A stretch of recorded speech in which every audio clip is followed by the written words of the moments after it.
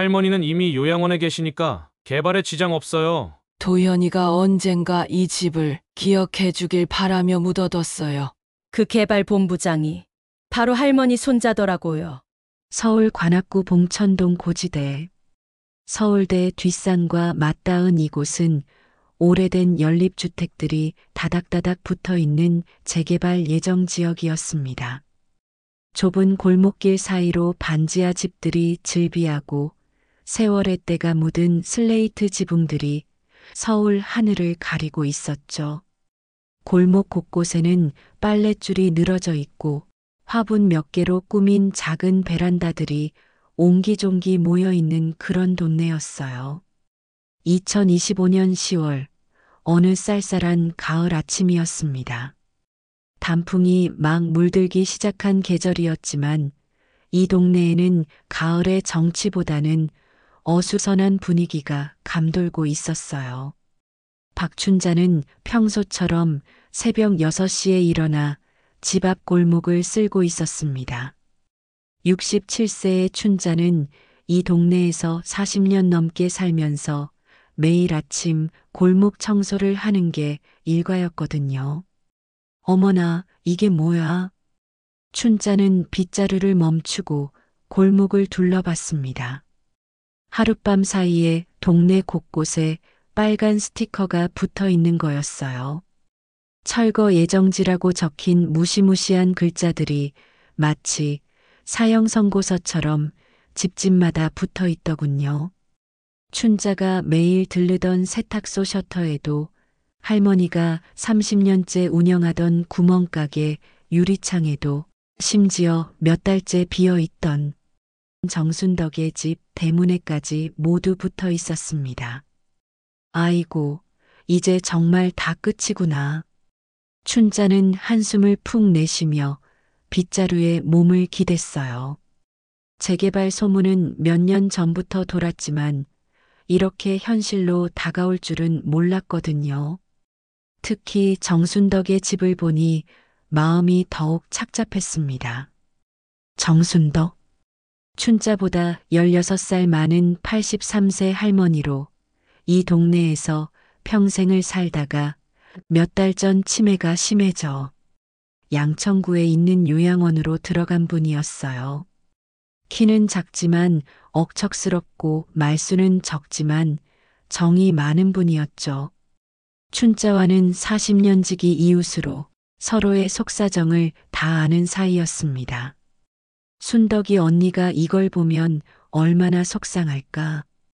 춘자는 순덕의 집 앞에 서서 철문을 바라봤어요.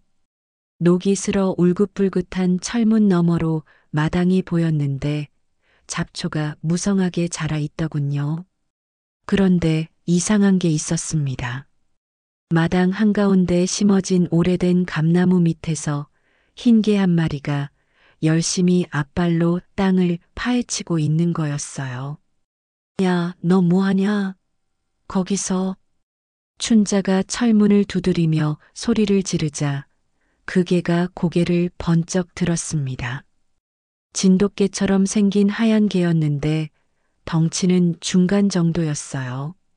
하지만 눈빛이 예사롭지 않더군요. 맑고 또렷한 눈으로 춘자를 바라보는데 마치 무언가를 간절히 호소하는 것 같았어요. 개는 춘자를 한참 바라보더니 다시 고개를 숙이고 땅을 파기 시작했습니다. 그런데 그 모습이 심상치 않았어요. 그냥 장난으로 파는 게 아니라 뭔가 목적이 있다는 듯이 한 곳만 집중적으로 파고 있었거든요. 누가 키우는 개인지, 주인도 없이 왜 저러고 있을까? 춘자는 고개를 갸웃거리며 그 자리를 떠났습니다. 하지만 발걸음이 떨어지지 않더군요. 왜냐하면 그 개가 파헤치는 자리가 하필이면 순덕이 예전에 뭔가를 묻어뒀다고 했던 바로 그 자리였거든요. 몇 년 전 순덕이 아직 정신이 또렷할 때 춘자에게 했던 말이 문득 떠올랐어요. 춘자야, 나 죽으면 말이야. 우리 집 감나무 밑을 한번 파봐. 거기 중요한 게 묻혀 있거든. 언니, 무슨 소리예요? 뭘 묻어뒀다고 그래요? 그냥 중요한 거야. 아무도 못 믿어서 내가 직접 묻어뒀어. 언젠가는 누군가 찾아줄 거라고 생각하고 말이야. 그때는 그냥 나이 드신 분의 헛소리려니 했는데 지금 생각해보니 섬뜩하더군요. 마치 그 흰 개가 순덕의 마지막 부탁을 받고 온 것 같았거든요. 춘자는 잠을 이루지 못했어요. 계속 그 흰 개 생각이 났거든요. 새벽까지 뒤척이다가 해가 뜨자마자 일어나 순덕의 집으로 향했습니다.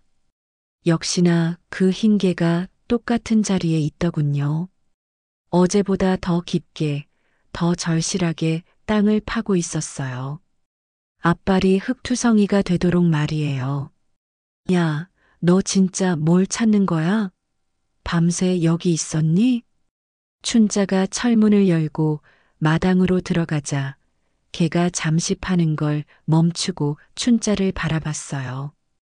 그리고는 꼬리를 살짝 흔들더니 다시 땅을 파기 시작했습니다. 마치 빨리 와서 도와달라고 하는 것 같았어요. 춘자는 그 모습을 보고 있으니 가슴이 먹먹해졌어요. 이 개가 정말 순덕의 부탁을 받은 게 아닐까 하는 생각이 들었거든요. 알았어, 알았다고. 내가 도와줄게. 춘자는 집으로 돌아가 작은 삽을 가져왔습니다. 그리고 그 개 옆에 쪼그리고 앉아 함께 땅을 파기 시작했어요. 한 삽, 두 삽 파다 보니 뭔가 딱딱한 게 손끝에 느껴졌습니다. 정말 뭐가 있네. 조심스럽게 흙을 털어내자 녹슨 철제 상자가 모습을 드러냈어요. 그리 크지 않은 상자였는데 생각보다 무게가 나가더군요. 춘자가 상자를 완전히 파내자 그 흰 개가 꼬리를 힘차게 흔들며 짖었어요. 마치 바로 이거야. 잘했어. 라고 하는 것 같았습니다. 춘자는 떨리는 손으로 상자를 집어들었어요. 그리고 그 흰 개를 바라봤죠. 너 정말 신기한 녀석이구나. 어떻게 이걸 알았지? 개는 춘자를 바라보며 한 번 더 짖었어요. 그 울음소리가 마치 이제 빨리 열어봐라고 재촉하는 것 같았습니다. 춘자는 철제 상자를 품에 안고 집으로 돌아왔어요. 그 흰 개는 춘자를 따라오지 않고 감나무 밑에 그대로 앉아 있더군요. 마치 자기 할 일은 다 끝났다는 듯이 말이에요. 집 안 거실 탁자 위에 상자를 올려놓고 한참을 바라봤습니다. 녹이 슬어 있긴 했지만 견고해 보였어요. 뚜껑에는 작은 자물쇠가 달려 있었는데 오랜 세월 때문인지 쉽게 열렸습니다.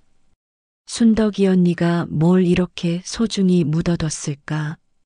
춘자가 뚜껑을 열자 먼지 냄새와 함께 곰팡이 냄새가 올라왔어요. 상자 안에는 비닐봉지에 쌓인 서류들이 들어 있었습니다. 조심스럽게 꺼내보니 누렇게 바랜 종이들이었어요. 가장 위에 있던 봉투에는 정순덕이라고 또박또박 한글로 적혀 있었습니다. 춘자의 손이 떨렸어요. 이건 분명 순덕 언니가 직접 쓴 글씨였거든요. 봉투를 열자 안에서 여러 장의 문서가 나왔어요. 첫 번째는 1965년자 토지 소유권 등기 문서였습니다. 소유자 정순덕이라고 명시되어 있더군요. 춘자는 눈을 비비고 다시 봤어요. 분명히 순덕 언니 이름이 적혀 있었습니다. 어머나, 이게 뭐야? 그 다음엔 손글씨로 쓰인 유언장이 있었어요. 종이가 누렇게 바랬지만 글씨는 또렷했습니다. 나 정순덕은 이 글을 남깁니다.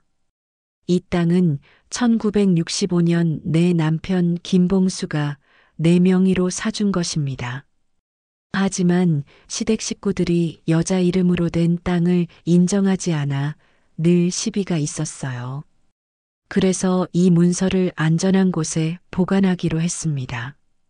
언젠가 내 자손이 이 땅의 진짜 주인이 누구인지 알아봐 주길 바라면서 춘자는 문서를 읽으며 눈물이 핑 돌았어요.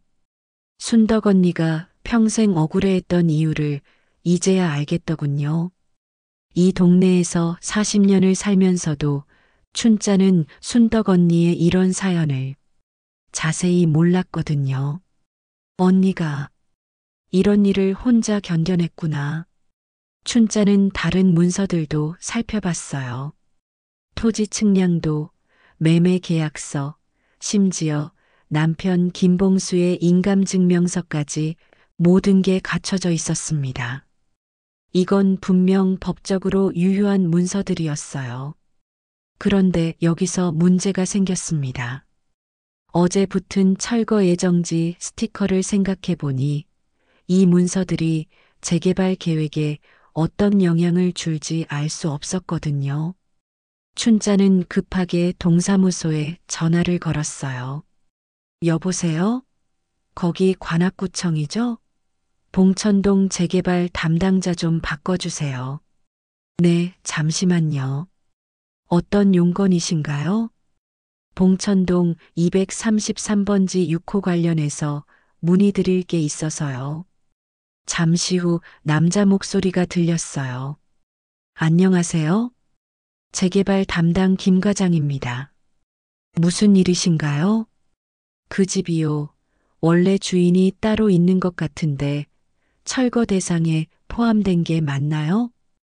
233번지 6호요? 여기 보니까 현재 무주택으로 되어 있네요. 소유자 불명이라서 철거 대상에 포함됐습니다. 그런데 원래 주인 문서가 있거든요. 이런 경우엔 어떻게 해야 하죠? 김 과장의 목소리가 약간 날카로워졌어요. 그런 경우라면 관련 서류를 들고 직접 오셔야 합니다. 하지만 말씀드리자면 재개발 일정은 이미 확정됐고 다음 주부터 주민 설명회가 시작됩니다. 춘자는 전화를 끊고 한숨을 쉬었어요. 일이 생각보다 복잡해질 것 같았거든요. 하지만 순덕 언니를 위해서라도 포기할 수는 없었습니다. 그때 밖에서 개 짖는 소리가 들렸어요. 창문으로 내다보니 그 흰 개가 춘자네 집 앞에 와 있더군요. 꼬리를 흔들며 춘자를 올려다보고 있었어요. 너, 나 따라온 거야? 춘자가 문을 열자 개가 살금살금 들어왔어요. 그리고 탁자 위에 놓인 문서들을 킁킁 냄새 맡더니 바닥에 앉았습니다. 마치 이제 내 역할도 끝났으니 여기서 지켜보겠다는 듯한 모습이었어요. 그래, 너도 순덕이 언니가 보낸 거구나. 우리 함께 끝까지 해보자. 춘자는 개의 머리를 쓰다듬으며 다짐했어요. 순덕 언니의 억울함을 풀어드리고 이 땅의 진짜 주인이 누구인지 세상에 알려야겠다고 말이에요. 하지만 춘자는 몰랐습니다. 이 재개발 사업을 총괄하는 시행사 본부장이 바로 순덕의 손자라는 걸 말이에요. 그리고 그가 할머니의 존재를 알면서도 모른 척하고 있다는 것도요. 다음 날 오후 봉천동 주민센터에서 재개발 관련 주민 설명회가 열렸어요. 춘자는 순덕 언니의 문서들을 가방에 넣고 설명회장으로 향했습니다. 그 흰개도 멀찍이 따라오더군요. 설명회장에는 동네 주민들이 삼삼오오 모여 있었어요. 대부분 춘자처럼 나이 든 분들이었죠. 무대 앞에는 양복을 입은 젊은 남자가 서 있었는데 그가 바로 재개발 시행사 본부장이었어요. 안녕하십니까? 저는 봉천동 재개발 사업 시행사 본부장 김도연입니다. 도연은 깔끔한 정장에 안경을 쓰고 있었어요. 목소리는 차분했지만 어딘지 모르게 냉정한 느낌이 들었습니다. 오늘 이 자리는 재개발 일정과 보상 기준에 대해 설명드리기 위해 마련했습니다. 철거는 다음 달부터 시작되며 무허가 건물이나 소유자 불명 건물은 별도 보상 없이 철거됩니다. 주민들 사이에서 웅성거리는 소리가 났어요. 춘자는 가방을 꽉 움켜쥐었습니다. 도연이 계속 말했어요. 특히 봉천동 233번지 6호의 경우 현재 소유자가 불분명한 상태로 우선 철거 대상에 포함되어 있습니다. 바로 그 순간이었어요. 춘자가 벌떡 일어났습니다. 잠깐만요. 그 집 주인 있어요. 설명회장이 조용해졌어요. 모든 시선이 춘자에게 쏠렸습니다. 도연도 춘자를 바라봤는데 그의 눈빛이 순간 흔들리는 것 같았어요. 설명회장의 모든 시선이 춘자에게 쏠렸습니다. 춘자는 떨리는 손으로 가방에서 문서들을 꺼냈어요.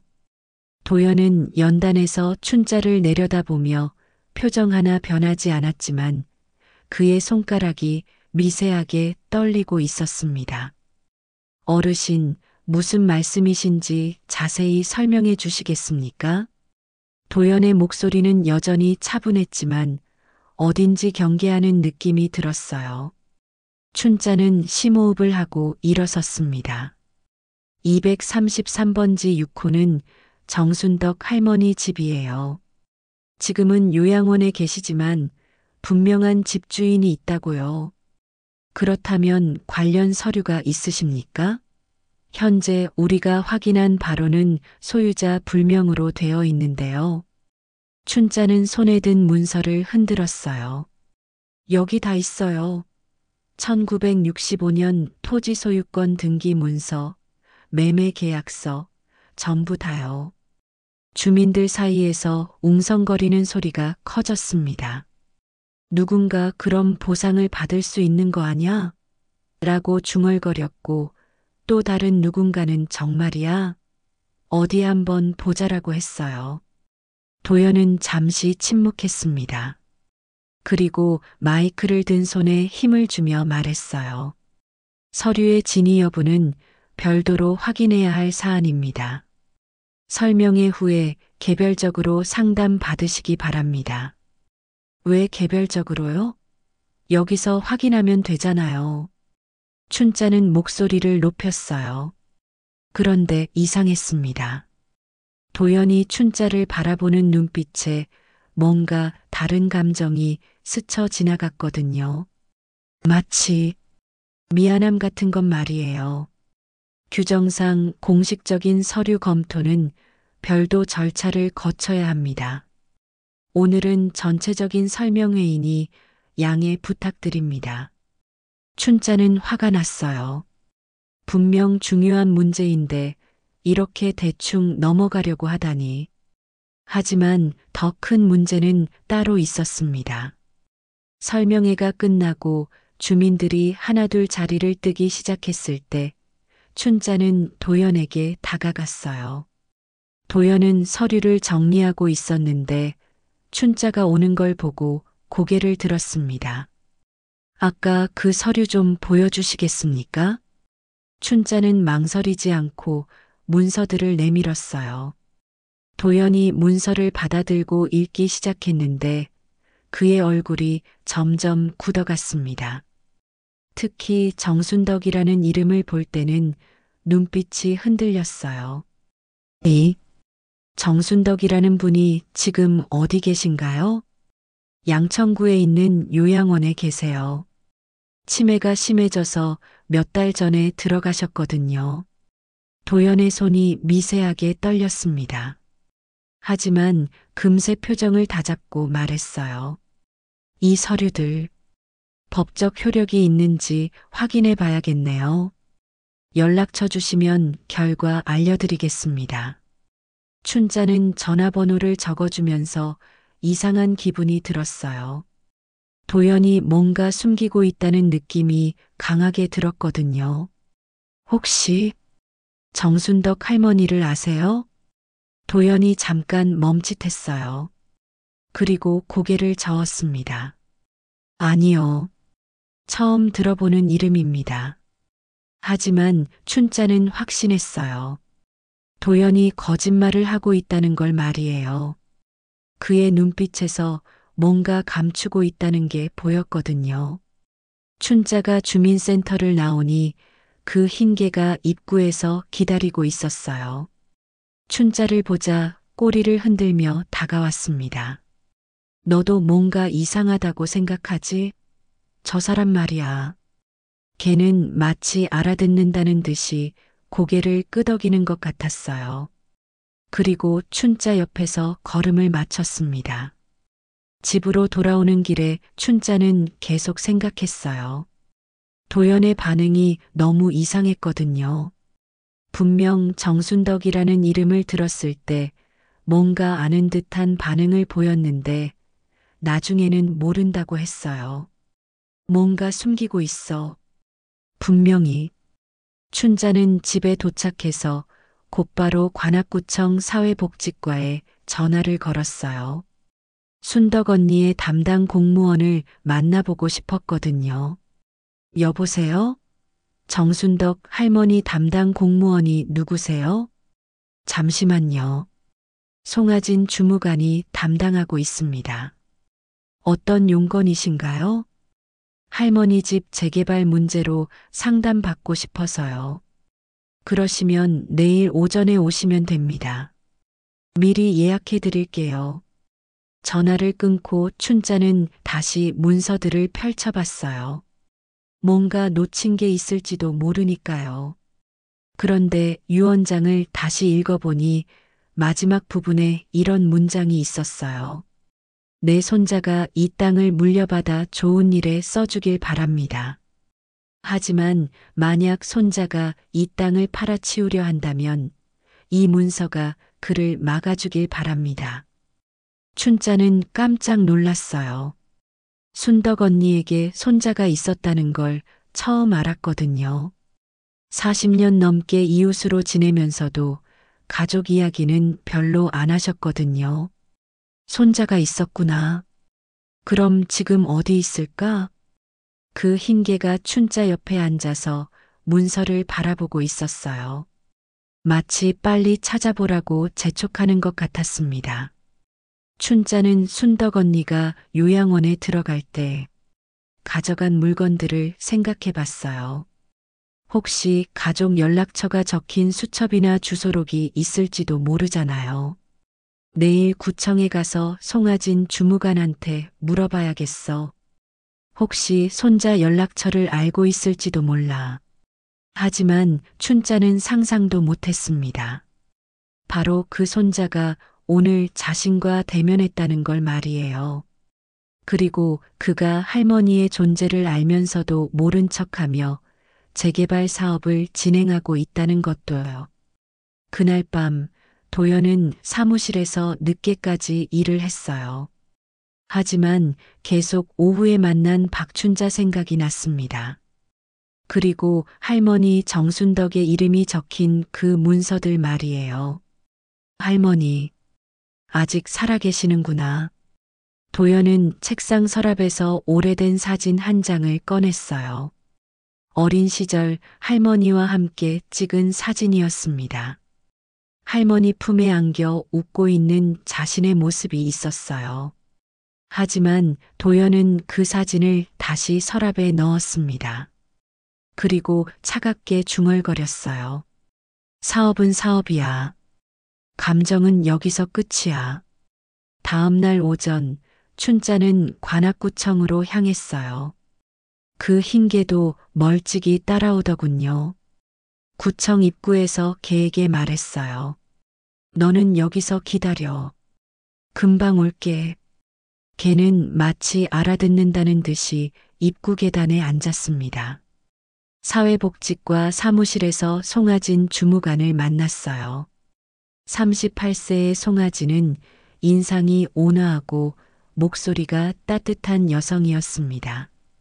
정순덕 할머니 일로 오셨다고 하셨죠? 어떤 관계이신가요? 40년 넘게 이웃으로 지낸 사이예요. 그런데 재개발 때문에 할머니 집이 철거 대상에 올라서 왔어요. 춘자는 어제 찾은 문서들을 보여주며 상황을 설명했어요. 송아진이 문서들을 꼼꼼히 살펴보더니 놀란 표정을 지었습니다. 이런 문서들이 있었다니. 할머니께서 말씀하신 적이 없어서 몰랐어요. 혹시 할머니 가족 연락처 같은 거 아세요? 유언장에 보니까 손자가 있다고 하던데요. 송아진이 파일을 뒤적이더니 고개를 저었어요. 가족 관계는 따로 기재되어 있지 않네요.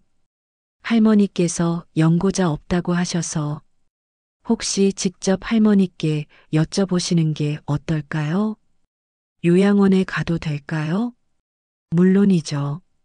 제가 연락해 드릴게요. 그런데 송아진이 잠시 망설이더니 말했어요.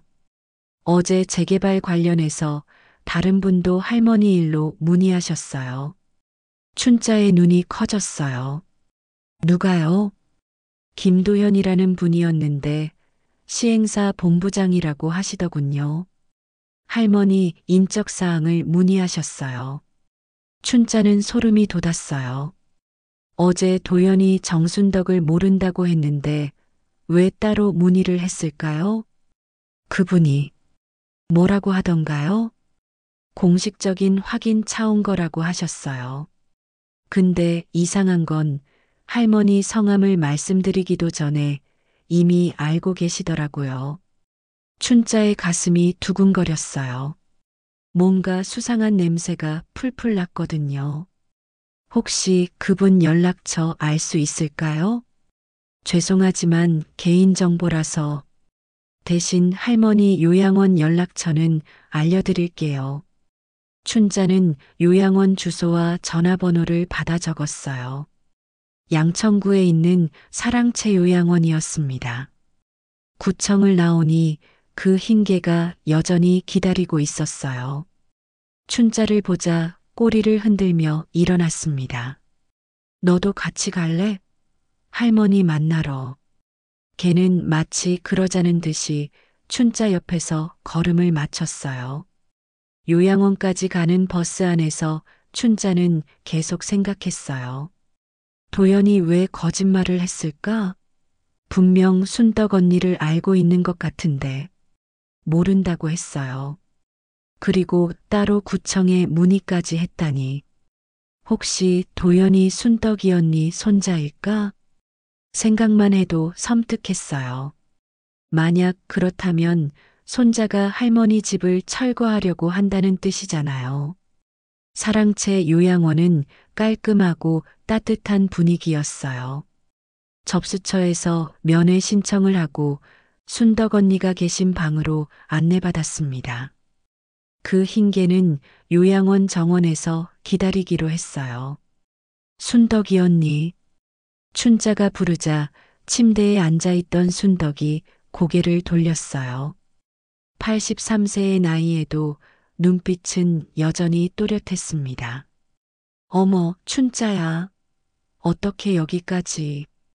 언니 안부 궁금해서 왔어요. 그런데 언니, 중요한 얘기가 있어요.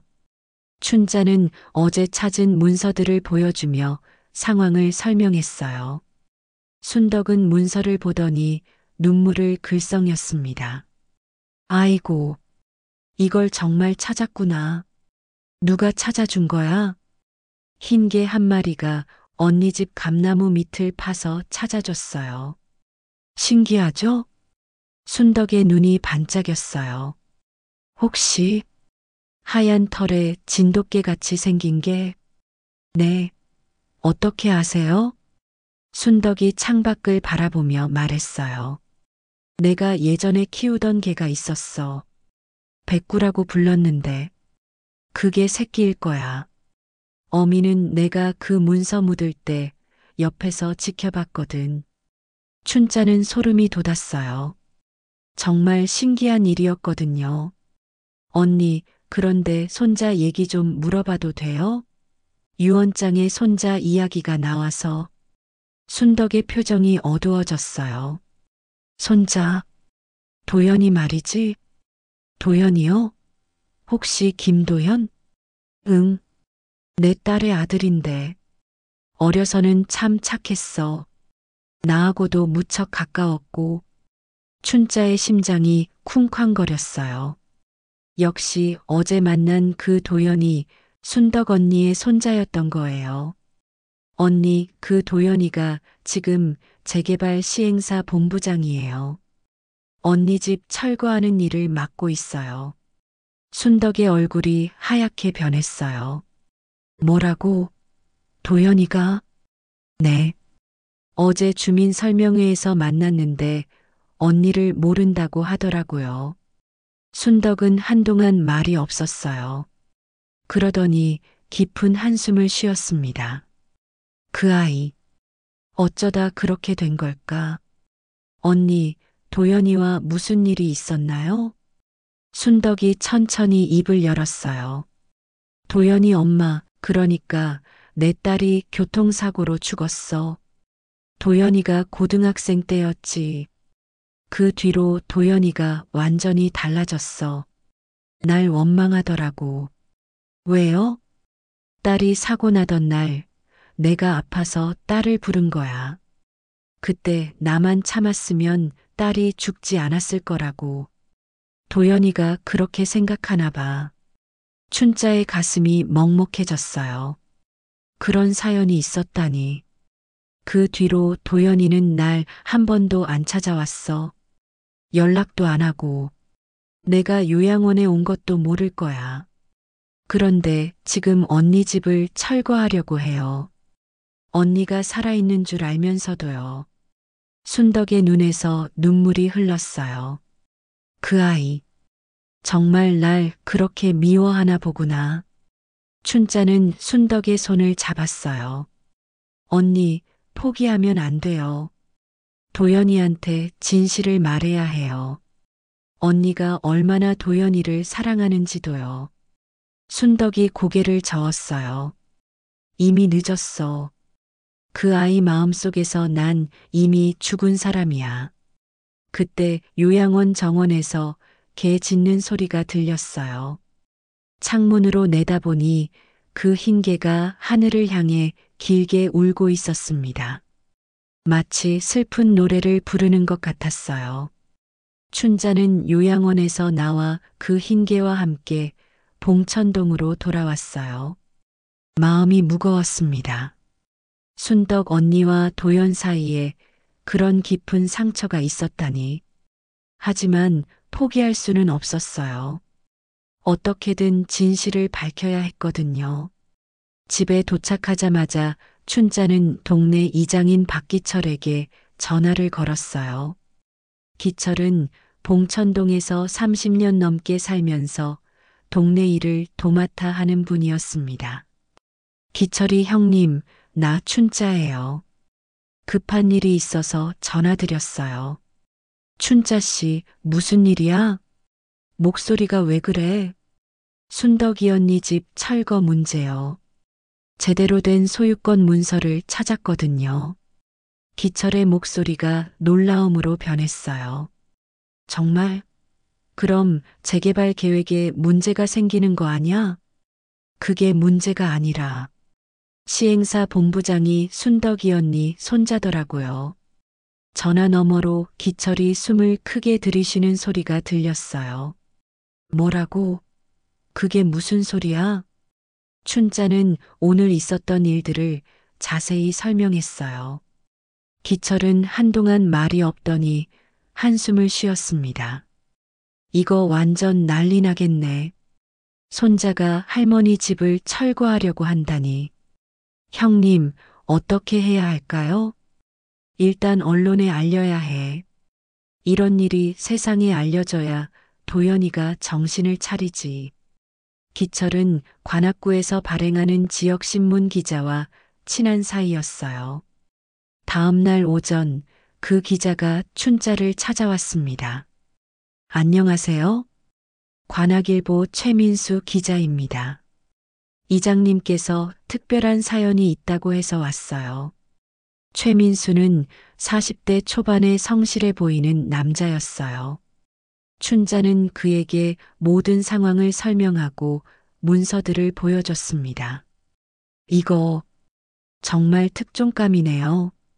걔가 문서를 파냈다는 것도 신기하고 손자가 할머니 집을 철거하려 한다는 것도. 그때 마당에서 개 짖는 소리가 들렸어요. 그 흰 개가 누군가를 향해 경계하며 짖고 있었습니다. 춘자가 창문으로 내다보니 검은 승용차 한 대가 골목 입구에 서 있더군요. 누군가 왔나 보네요. 잠시 후 문 두드리는 소리가 났어요. 춘자가 문을 열자 도연이 서 있었습니다.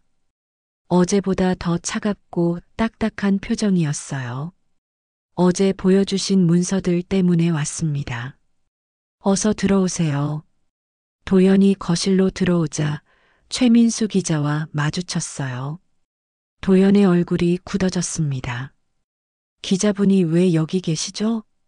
최민수가 명함을 내밀었어요. 관악일보 최민수 기자입니다. 봉천동 재개발 관련 취재를 하고 있어요. 도연은 명함을 받지 않았어요. 대신 춘자를 바라보며 차갑게 말했습니다. 언론에 알리셨군요. 진실을 숨길 이유가 없잖아요. 특히 당신이 누군지 알게 된 이상은요. 도연의 눈빛이 흔들렸어요.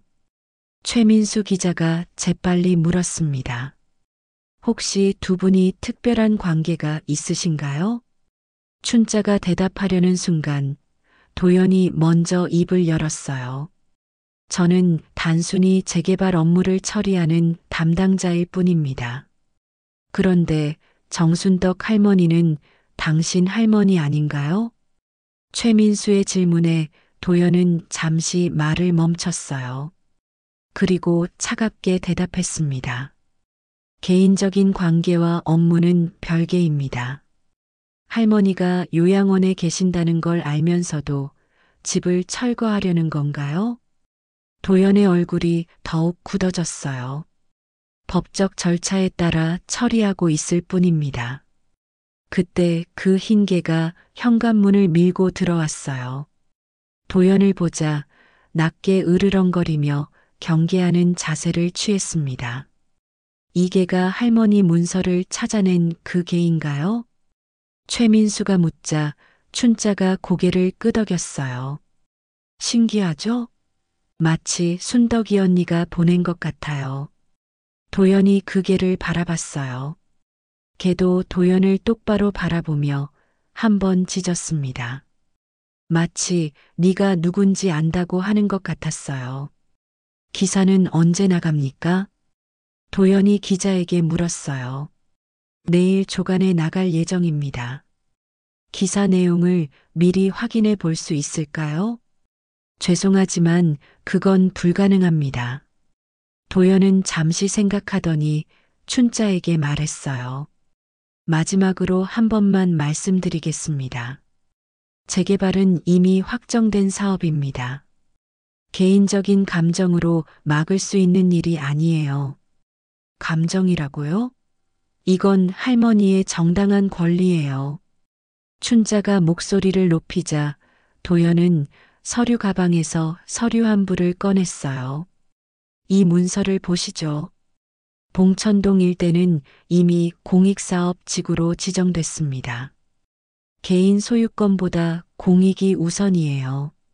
그렇다고 해서 할머니를 속이고 집을 뺏어갈 수는 없어요. 속인 게 아닙니다. 정식 절차를 밟고 있을 뿐이에요. 최민수 기자가 사진을 찍기 시작했어요. 도연과 춘자가 대립하는 모습, 그리고 그 사이에서 짖고 있는 흰 개까지 말이에요. 당신이 정말 순덕이 언니 손자라면. 춘자가 말하려는 순간 도연이 갑자기 일어났어요. 더 이상 할 말이 없습니다. 법적 절차에 따라 처리하겠습니다. 도연이 나가려는데 그 흰개가 문 앞을 막아섰어요. 도연을 똑바로 바라보며 길게 울었습니다. 그 울음소리가 너무 슬퍼서 춘자의 눈에서 눈물이 났어요. 도연은 개를 피해 나갔습니다. 하지만 문 밖에서 잠시 멈춰 섰어요. 그리고 작은 목소리로 중얼거렸습니다. 할머니, 미안해. 하지만 그 말은 아무도 들을 수 없을 만큼 작았어요. 다음 날 아침 관악일보 일면에 큰 기사가 실렸어요. 제목은 개가 파낸 진실, 손자가 묻으려는 할머니의 한이었습니다. 기사와 함께 춘자와 흰개, 그리고 도연의 사진도 실렸어요.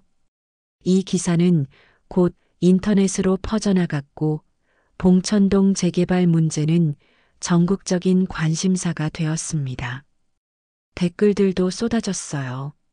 손자가 어떻게 할머니한테 그럴 수 있어?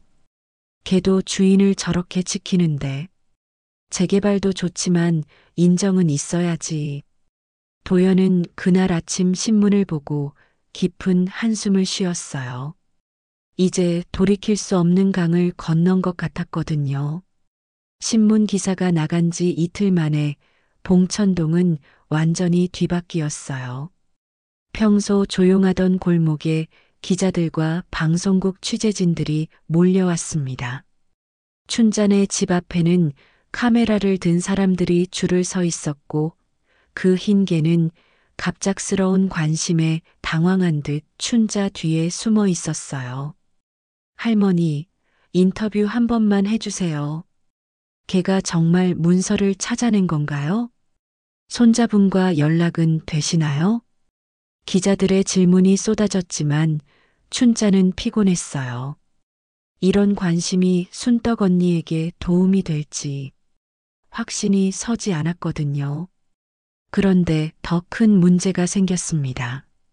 오후에 도연이 변호사와 함께 나타난 거예요. 깔끔한 정장을 입은 50대 남자가 도연 옆에 서 있었어요. 안녕하세요. 저는 김앤파트너스 법무법인의 이승우 변호사입니다. 이승우 변호사는 서류 가방에서 두꺼운 서류 뭉치를 꺼냈어요.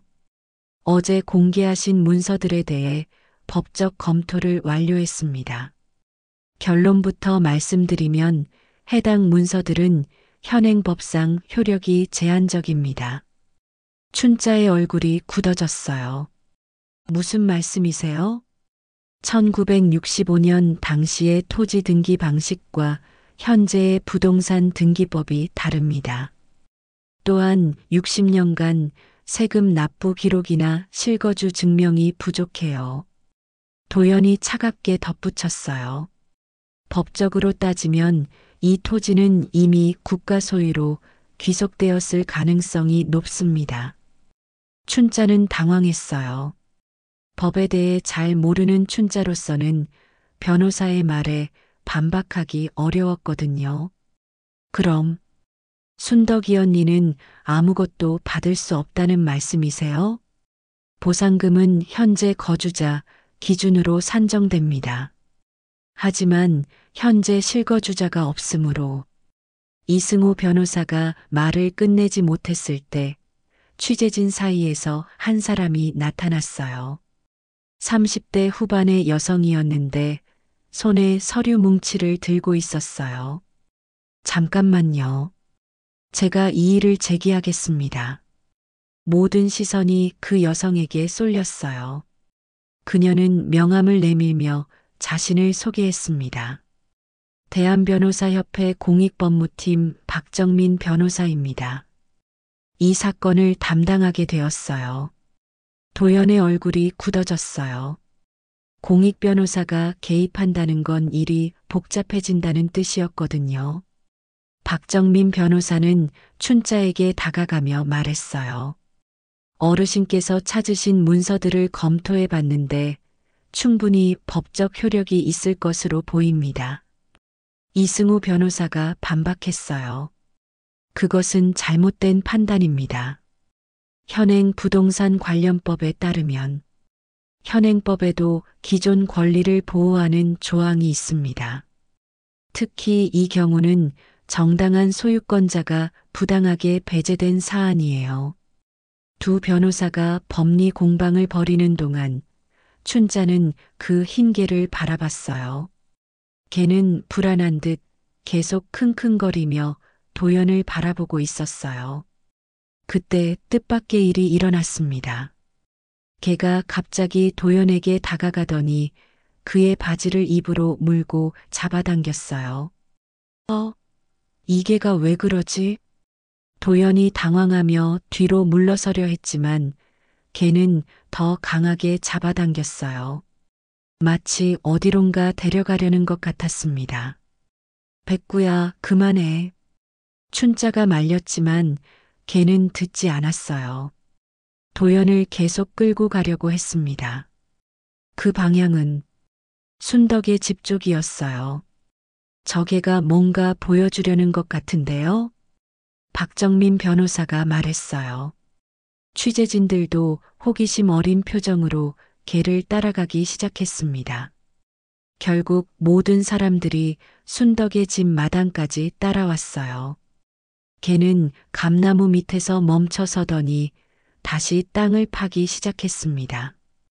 또 뭔가 묻혀 있나요? 기자 중 한 명이 물었어요. 춘자도 신기했어요. 분명 상자는 다 파냈는데 또 뭐가 있다는 걸까요? 개가 파낸 곳에서 작은 비닐봉지가 나왔어요. 춘자가 조심스럽게 열어보니 안에는 사진 몇 장이 들어 있었습니다. 첫 번째 사진은 젊은 순덕과 남편이 이 집 앞에서 찍은 결혼 사진이었어요. 두 번째는 순덕이 아기를 안고 있는 사진이었고, 세 번째는 춘자가 깜짝 놀랐어요. 어린 도연이 순덕 할머니와 함께 이 감나무 아래에서 찍은 사진이었거든요. 도연은 할머니 품에 안겨 환하게 웃고 있었고, 순덕도 행복한 표정이었어요. 이 아이가 도연 씨인가요? 박정민 변호사가 물었어요. 도연은 사진을 보더니 얼굴이 하얗게 변했습니다.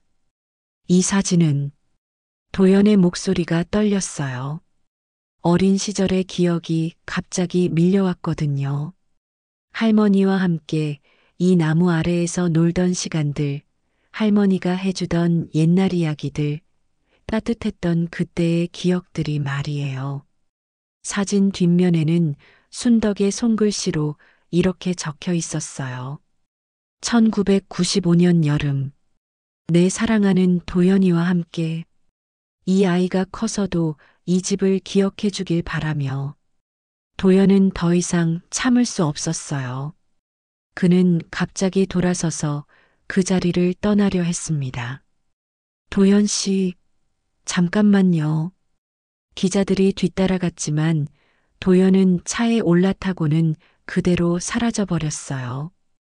그 흰 개는 도연이 사라진 방향을 바라보며 길게 울었습니다. 그 울음소리가 너무 슬퍼서 모든 사람들이 숙연해졌어요.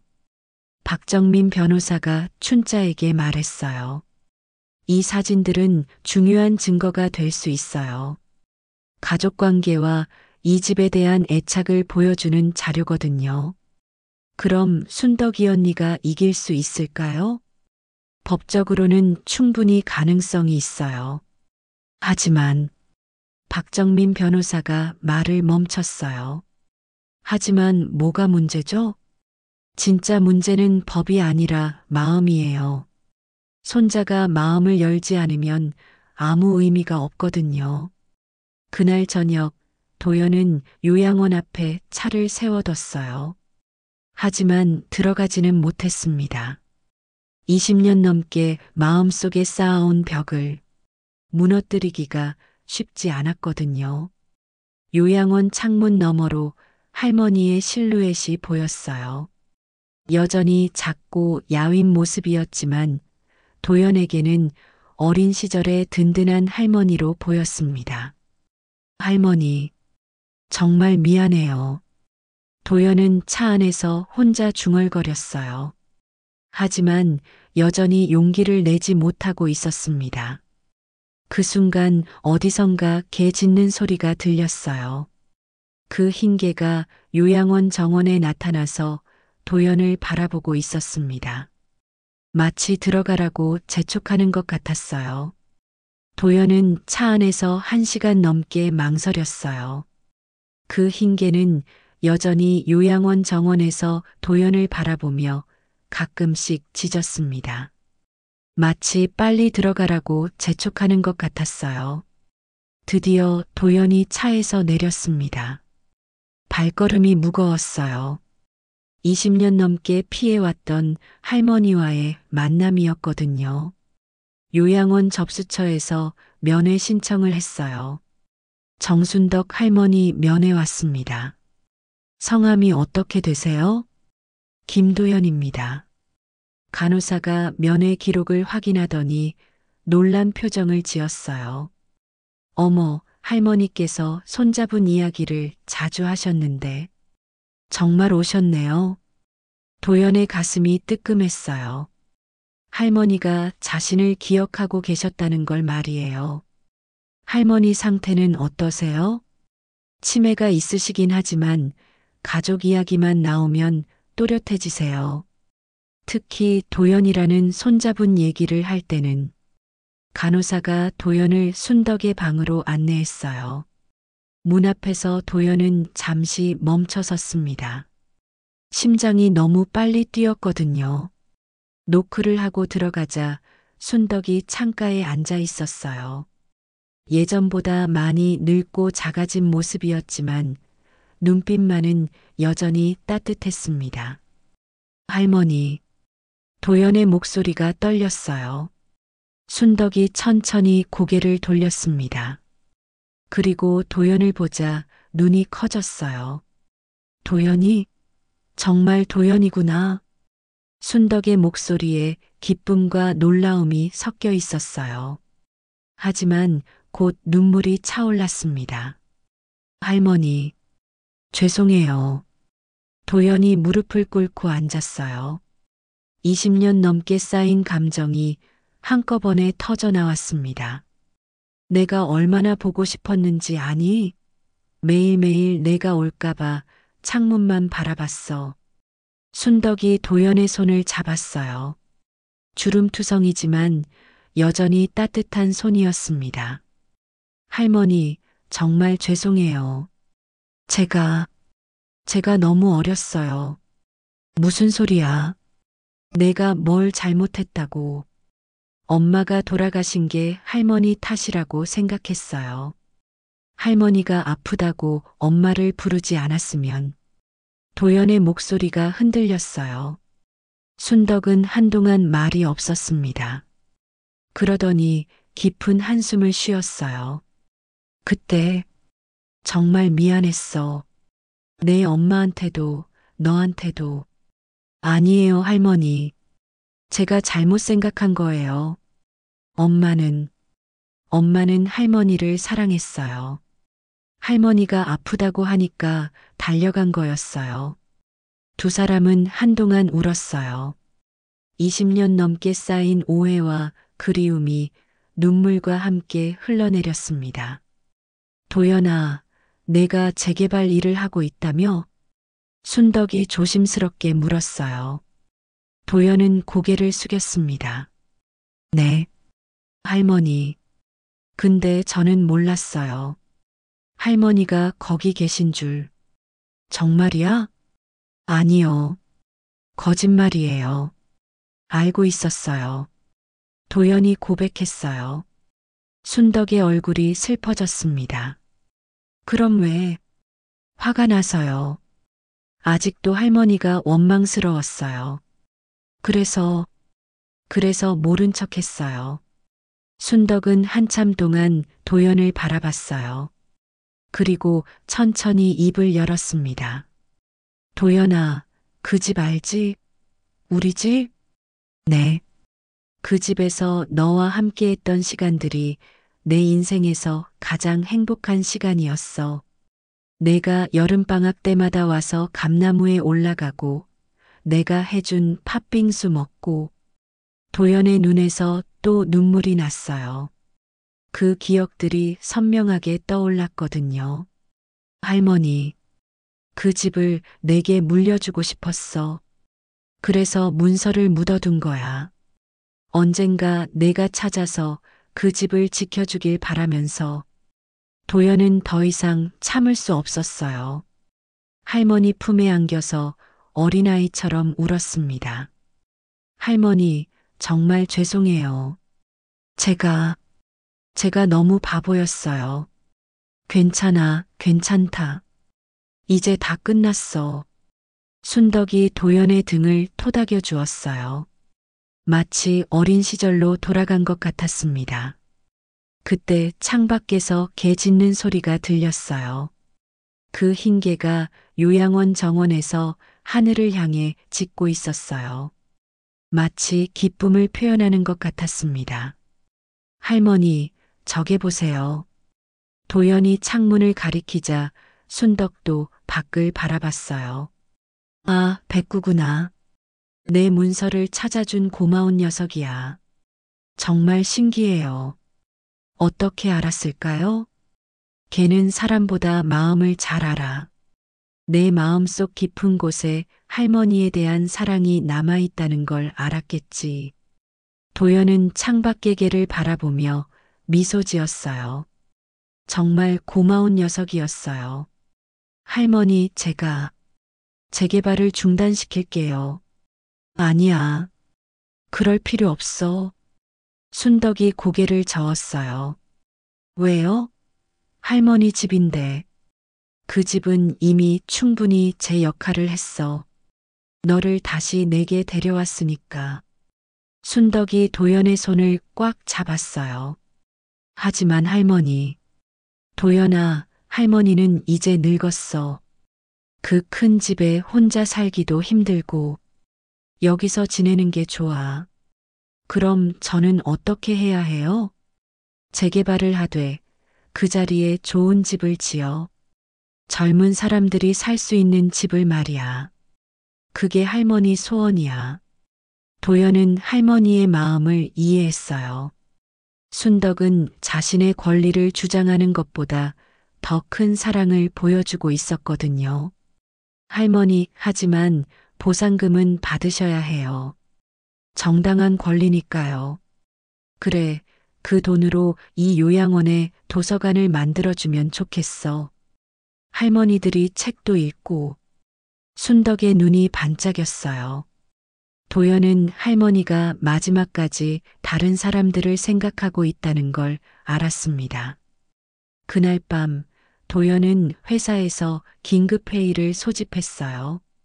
재개발 계획을 전면 재검토하겠다고 발표했습니다.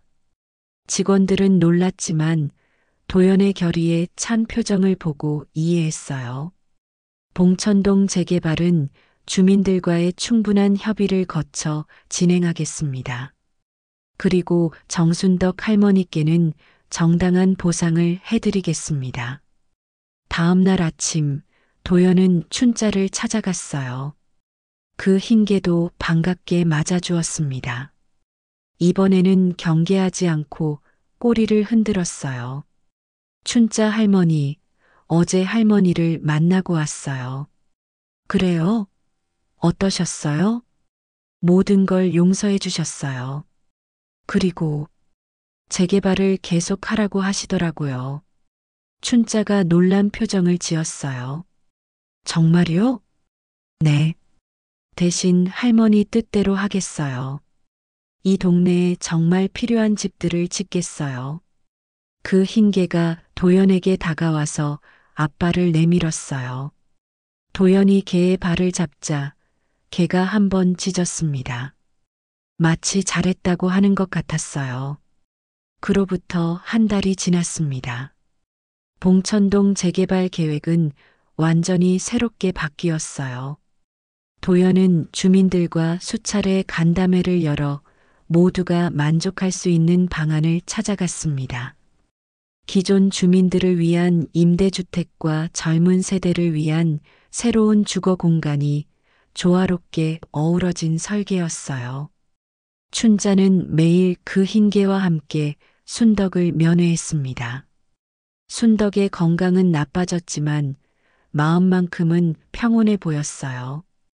특히 도연이 주말마다 찾아와서 어린 시절 이야기를 나눌 때면 눈빛이 반짝였거든요.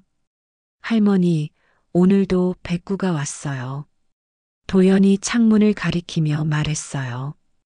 그 흰개는 요양원 정원에서 감나무 한 그루 아래 누워 있었습니다. 마치 순덕을 지키고 있는 것 같았어요. 그 녀석, 참 고마운 존재야. 순덕이 창밖을 바라보며 미소 지었어요. 하지만 예전만큼 목소리에 힘이 없었습니다. 할머니, 몸이 안 좋으세요? 춘자가 걱정스럽게 물었어요. 순덕은 고개를 저으며 대답했습니다. 괜찮아. 다만, 이제 갈 때가 된 것 같아. 무슨 소리예요? 아직 도연이와 함께할 시간이 많이 남았는데. 도연의 목소리가 떨렸어요. 겨우 할머니와 화해했는데 이렇게 떠나보낼 수는 없었거든요. 도연아, 할머니는 이미 충분히 행복해. 내가 다시 돌아와 줬으니까. 순덕이 도연의 손을 잡았어요. 손이 예전보다 더 차갑고 약해져 있었습니다. 할머니, 그리고 말이야, 백구한테 부탁이 있어. 순덕이 창밖의 개를 바라보며 말했어요. 무슨 부탁이세요?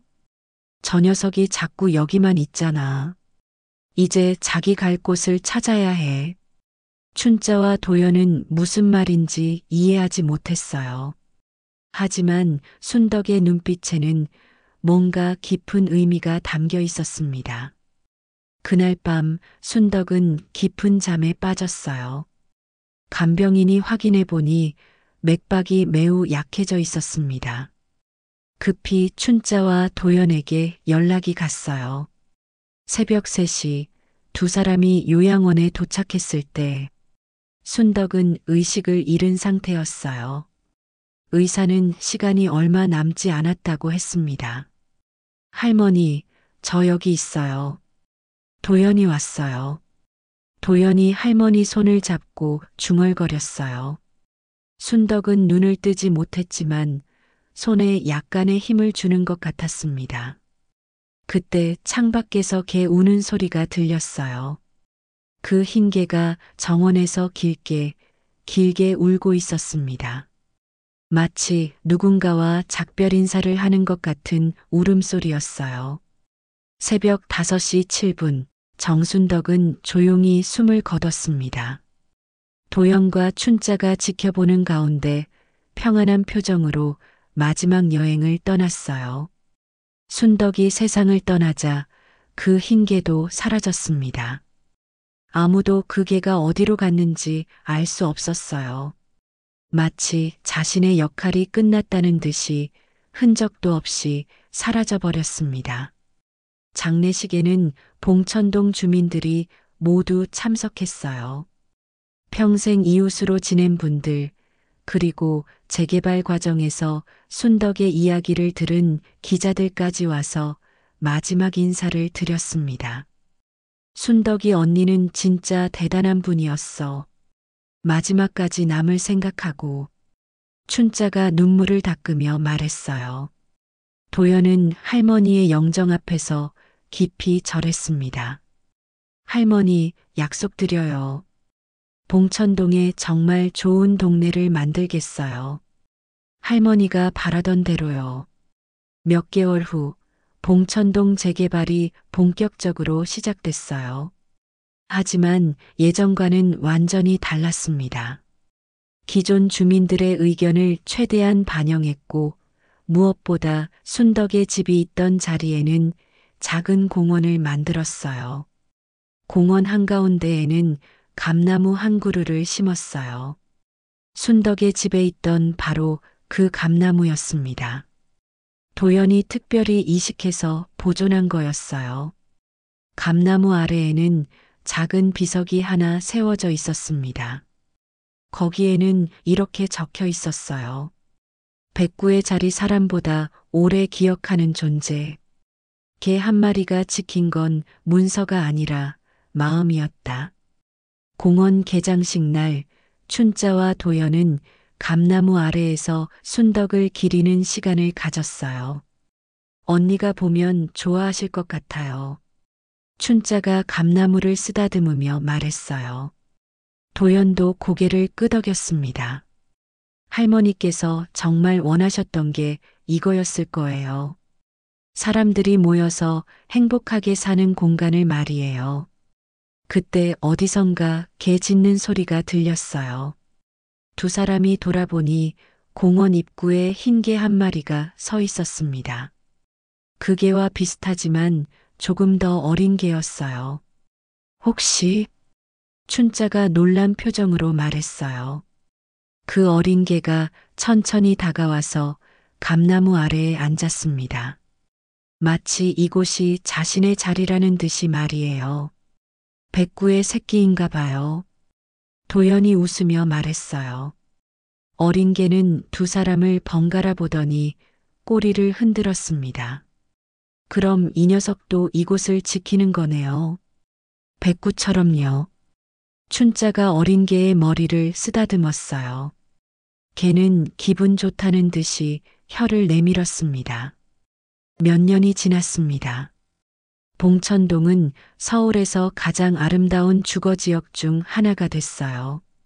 젊은 가족들과 어르신들이 함께 어우러져 사는 따뜻한 동네가 된 거죠. 백구의 자리 공원은 동네 사람들이 가장 사랑하는 장소가 됐습니다. 아이들은 감나무 아래에서 놀고 어르신들은 벤치에 앉아 옛날 이야기를 나눕니다.